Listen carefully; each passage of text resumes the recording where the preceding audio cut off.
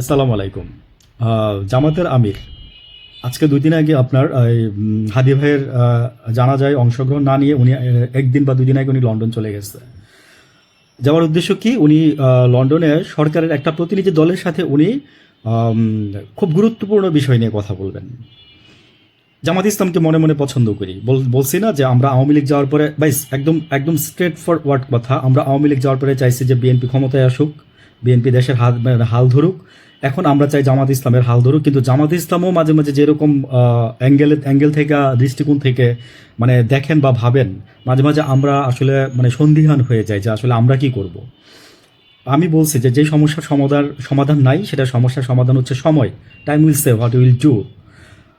জামাতের আমির গেছে সেটা আমার কোনো সমস্যা নাই। কিন্তু জামাতের লোকজন কিছু, কিছু লোকজন হচ্ছে বেপরোয়া। প্লিজ আপনারা এই দিকটা একটু খেয়াল করবেন। আমি খুশি হব তাতে। বিকজ আমারও পছন্দের একটা আমি দল পছন্দ করি না। আমি ব্যক্তি পছন্দ করি। তারপরে বললাম যে আমার পছন্দের একটা দল। তারপরেও বললাম। তারপরের কথা আরকি এটা। আমার ব্যক্তি পছন্দ। তো মানে মানে জামাতের যে আমির উনি খুবই ভালো মানুষ, হ্যাঁ? I like him personally.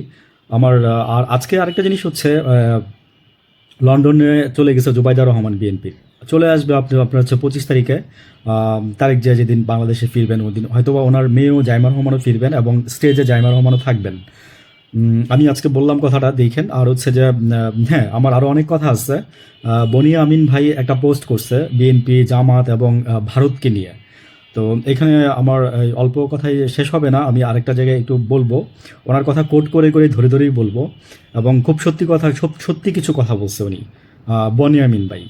তো আমরা চিনি সবাই ওনাকে। আর হচ্ছে যে আমি একটা কথাই লাস্টে বলবো যে দেখেন শিষ্টাচার বজায় রাখবেন সব জায়গায়। তাহলে দেখবেন যে আপনারাই জয়ী হবেন। আর শিষ্টাচার বহির্ভূত কোনো কিছু করবেন, তাহলে দেশের মানুষ আপনাদেরকে লাথি মারতে মনে করেন যে ২ মিনিট তাকাবে না। আর হাদির ভাইয়ের খুনির যারা আছেন তারা দাদার স্বরাষ্ট্রমন্ত্রী বলছে যে ৫০ লাখ টাকা দিব, হ্যাঁ, ধরতে পারলে।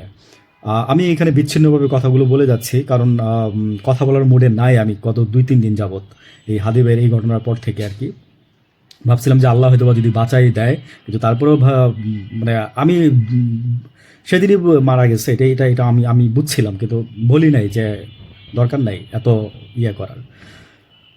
তো যাই হোক, আল্লাহ ভ্যাস নসিব করবে ওনাকে, এটা সবাই বলতেছে।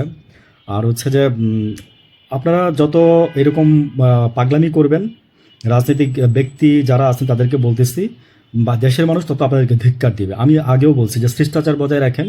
শিষ্টাচার বজায় রেখে যদি এখনকার মানে এই যে এই আমাদের জেনারেশনের কাছ থেকে যদি ভালোবাসাটুকু নিতে পারেন আপনারা, ভালো থাকবেন।